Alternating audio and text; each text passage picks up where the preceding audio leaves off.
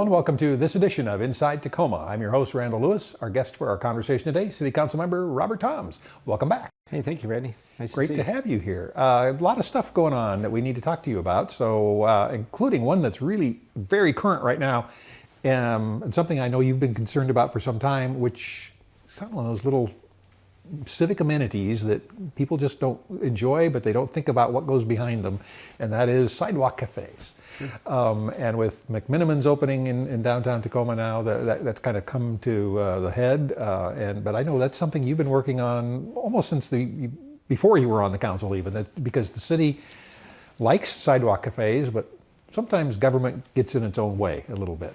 Yeah, it's evolved. I think we updated it in 2015. I did a revamp of our.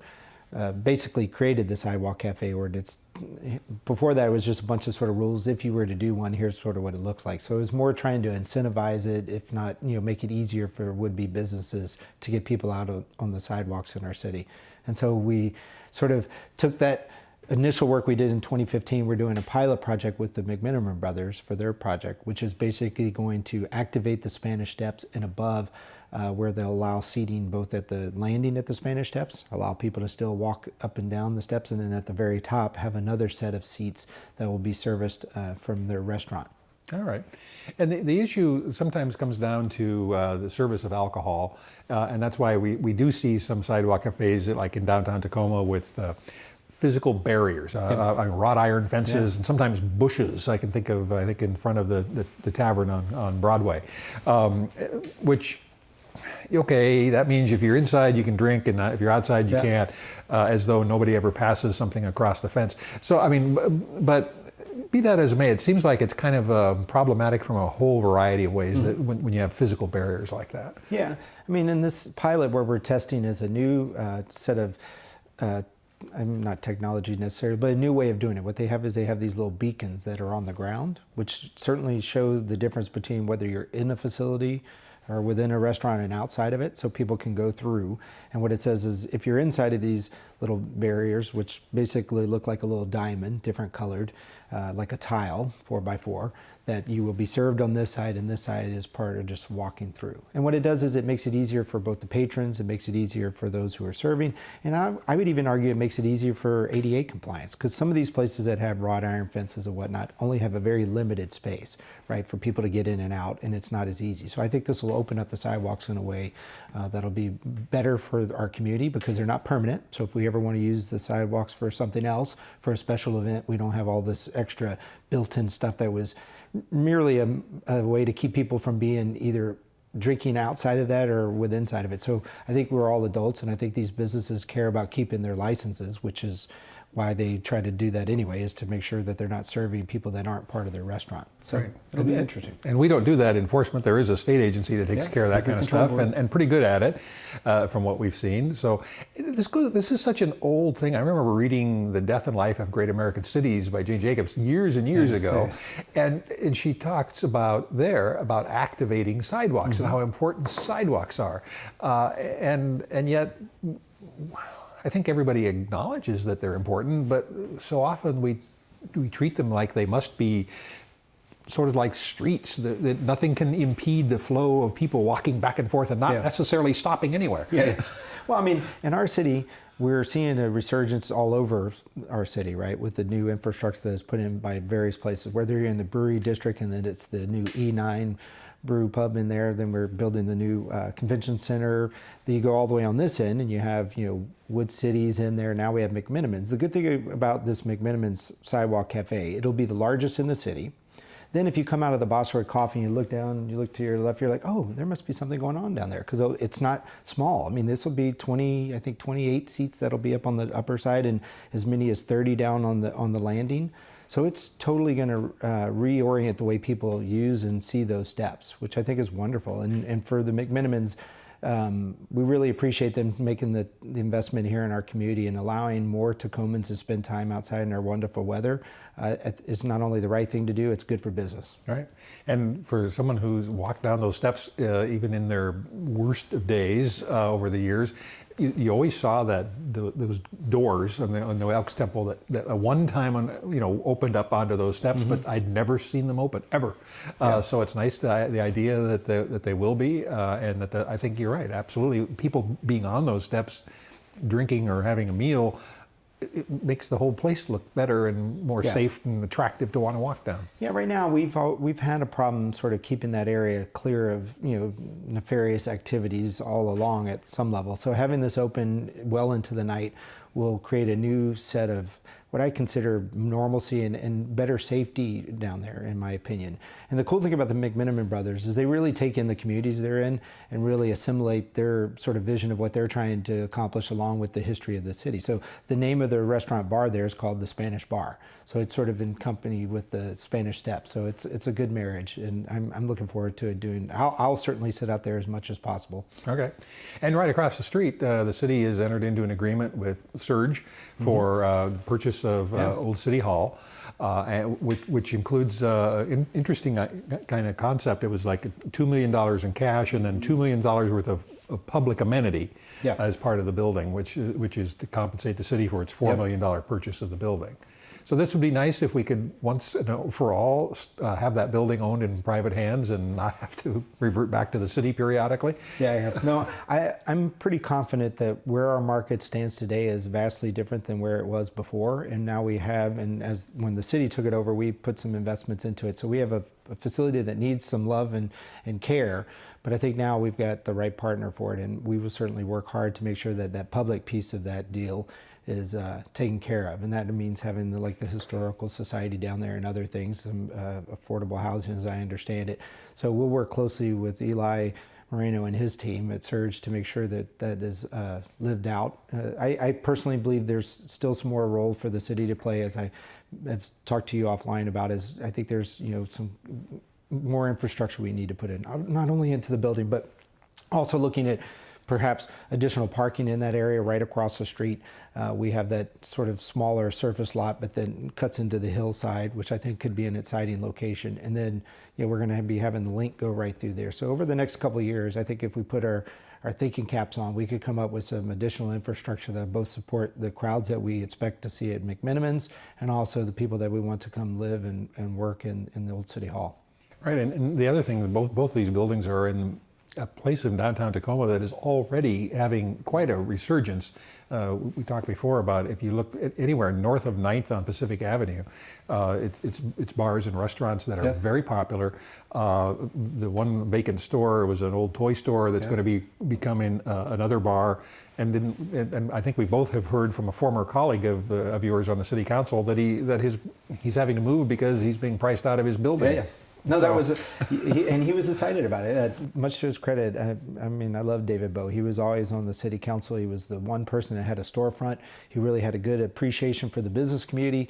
And he was telling me the story that now the pressure on the market's rising to where the rents are going up to the point where he is going to move on to Broadway, not out of downtown, but off Pacific, because Pacific is so popular and it's under so much demand that those who own the buildings are raising their rents accordingly. And that's a good pressure to have. It's a healthy pressure. And he said he had a good run there, 20 years, where he came in at $12 a square foot and was trying to leave at $12 a square foot. But I wish him luck on his new location on Broadway, as I understand, is where he's moving. And when I talked to some of the other folks like at Marconi's and stuff who own their buildings, they're feeling pretty good about their investment after so many years of being pioneers down there on Pacific on that end. All right. Well, you have the district that encompasses a lot of stuff in Tacoma, downtown, northeast Tacoma, the port area, Ruston Way. So there's so much to cover in a half hour with you that because there's so much going on in all of these areas. But I want to move on because another thing that is going on is planning for the future of Ruston Way. And the Park District's in charge of that, but the city's participating actively in it. And Ruston Way is a place that you'd have to say people in Tacoma absolutely love, people from throughout the region absolutely love. But it is a place that is suffering. I mean, it's straining with how popular it is. Yeah. And I think largely that's because it was put together not as a cohesive thing. I mean, I was the City Hall reporter when a lot of that began to happen, and the city just fixed little bits of it at a time as money came together from grants. It was never some big grand project. And the oldest parts of it are beginning to sag. The sidewalks are failing. The seawall is failing. The street is failing in some spots. So this is actually the first time it's ever going to be planned all at one time, from Old Town all the way up to Point Ruston. What are your hopes that will come out of that plan and how we go forward with it? Well, I hope we don't overthink it. I mean, it's our waterfront. I want us to put the time in to make sure that we address the existing infrastructure challenges. I think my hope is that we can get to a place where we're taking as much opportunity as we can with the railroad to get as much property on that side of the road, which is next to the rail bed, and then allow us to really activate the waterfront even more. I think you're right. We've had some restaurants there, be it the Lobster Shop or the Ram, and some of the investments that were made. There's Harbor Lights or what have you. But really, what's put the strain on it is now we have that wonderful development out on the far end of it, with all the investment that's been done at Point Ruston, not to mention the new amphitheater that's coming over, the yacht club. I mean, so we've just put tremendous amount of investment on that end, and now people try to get to it. So it's putting a lot more cars, a lot more people on that roadway than were there before. So for me, I just want us to come up with a plan, not take 12 years to think about the plan, because it's going to take us several years to build it, but then really put our minds towards opening up our waterfront in a new and marvelous way. The city did the pier there several years ago,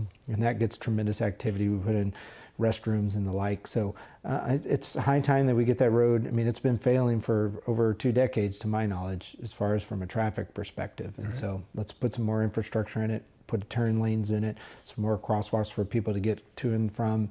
But I'd like to do it sooner rather than later. Yeah, because it certainly is not going to get any less popular as more and more people get exposed to what's happened out at Point Ruston and the dramatic change out there. And there's basically 2 ways to get from anywhere else in Tacoma to that. It's either Ruston Way or Pearl Street, and that's about it. Yeah, I drive it every day. My youngest goes to daycare in Ruston, and so I take it there in the mornings because there's really no traffic in the mornings, and don't come back in the afternoons when we pick her up because of the traffic regime there. So I think we have an opportunity to really put a road and infrastructure, sidewalks, lighting, all those things in there that will be something that the community can use for the next 50 years, right? And actually try to incentivize additional investments along the waterfront. There are still several spots there where people can put office space, they could put additional restaurants and the like. It's just a matter of, do we have the right infrastructure to support that? And right now the answer is probably no. All right.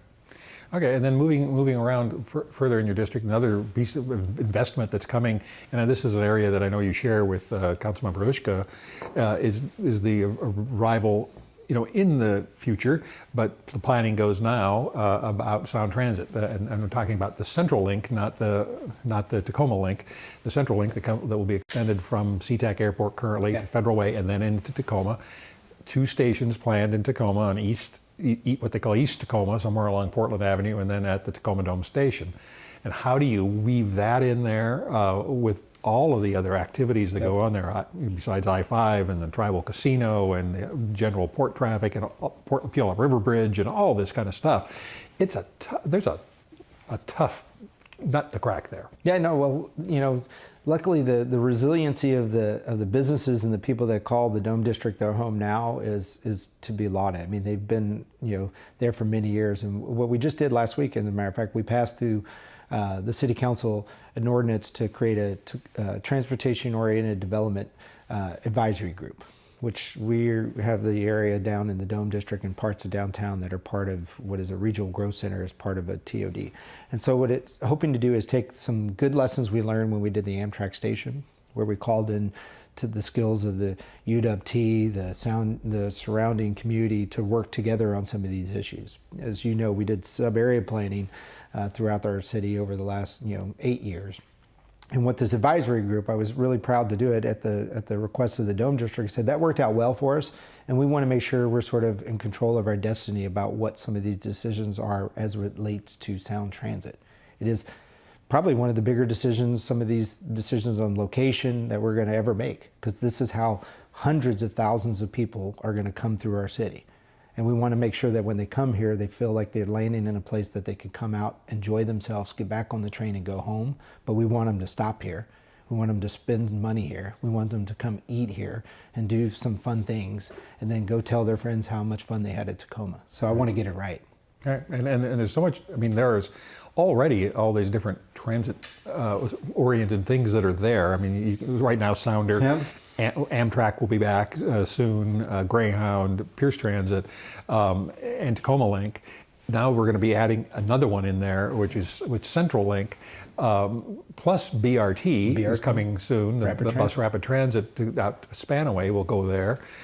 And then you have this really nice area that's just 2 blocks from the Foss Waterway, which we need to. I think we need to make it a little easier for people who do want to live there eventually to be able to walk to their waterfront, which is just 2 blocks away. I'm sort of aging myself, but I can remember us cutting the ribbon for the D Street overpass when I was with Senator Cantwell's staff. That was money from the federal government. We came down here and we did the D Street overpass, right, to sort of open up the ability to get to the waterfront. But you're absolutely right. As we do the Sound Transit Station, we are going to have to think big. We're going to have to add additional infrastructure as it relates to parking. So this can be a place that people from Tacoma can come down, park their car, and get on a deal if that's what they want to do. We're also going to have to make sure that it's intuitive, that you can go to different parts of our city quickly. And so I don't want to leave any stone unturned as far as what this creates for walkability, livability, and really opening it up that this is the doorway to Tacoma. And that's going to be a challenge because right now, it's for an analogy, it's sort of like we have, this person on the table. We have our Dome District is ready for open heart surgery. We have all kind of things going on, very complicated things, but we're going to get it right. And the patient's going to survive, and the patient's Tacoma. But we want them to not just survive, we want them to thrive. We want them to leave that operation coming out even better. So I'm confident with the help of our Dome District folks, with our stakeholders group that we're going to create with this advisory group that we're putting together, that we're going to come up with the types of things that we know Tacomans want, what we deserve if these transit agencies want to come through the heart of our city, be it Pierce Transit, be it Sound Transit, be it Amtrak. We're going to get it right. And we have an opportunity to really open up that district in a way that will really set us into a place where people can remember when they stopped in Tacoma. Right. Well, I'm excited to hear that because I follow these regional agencies and what they do as part of my job, and it's a challenge. I know that, for example, fairly soon, within a couple of years here now, Central Link will cross Lake Washington on the bridge and wind up in downtown Bellevue. Mm-hmm. And I know the station in downtown Bellevue that's being built is not exactly what Sound Transit had in mind at first. They had something laying on the surface. Bellevue had some other ideas, and it involved negotiations with what Bellevue was willing to pay for versus what Sound Transit would pay for. Took some time, but in the end, Bellevue kind of got what it wanted, what it thought would work better for its community in terms of they have a multiple transit kind of agencies right there in the heart of their downtown. Now, downtown Bellevue is certainly not downtown Tacoma, it's a much denser, much more pedestrian and residentially oriented place than Tacoma is at the present time. But the approach that Bellevue took is what I thought was really interesting. They knew what they wanted, and they pretty much are getting it because they work with the agency that. Sound Transit's job is not necessarily to build whatever community wants. Sure. Their job is to build this system, but they have to work with you, especially if you ask. Tacoma frequently doesn't ask. Yeah. No, I mean, there's an art to having the ask of what you want, right? Yeah. And some places thrive in that and others don't. And some people do it in a way that they become the bad actor, the squeaky wheel gets the grease, if you will. I think here what this advisory group will do will help inform us. I think us as a council have said that we want all options available going into the environmental impact statement, be it above, be it at grade or below, right? Obviously there's some inherent challenges with all those, right? You have crossings if you're at grade, you have cost if you're below grade, you have aesthetics if you're above. So all those things need to be looked at. And then we come up with a range of options of what we would like to see happen here in Tacoma, right? So what's good for one community may not be good for another, but we certainly don't want to have anything inferior to our own sensibilities of how we want people to come into our city, right? And what I know now is when you come in now, it doesn't look as inviting as we would like it to. So we need to figure out a way that when you come through and you're in the Tacoma part of the station. You're like, wow, this place is amazing. I can jump off here. I can grab something to eat or drink. I can see the water. I can walk down, go to the parks that we're going to have bringing online on the Foss, and spend a day of it. And it doesn't feel like you're 1,000 miles from town. So we need to figure out a way to create some of those corridors, view corridors, where you can see everything, make sure it looks inviting.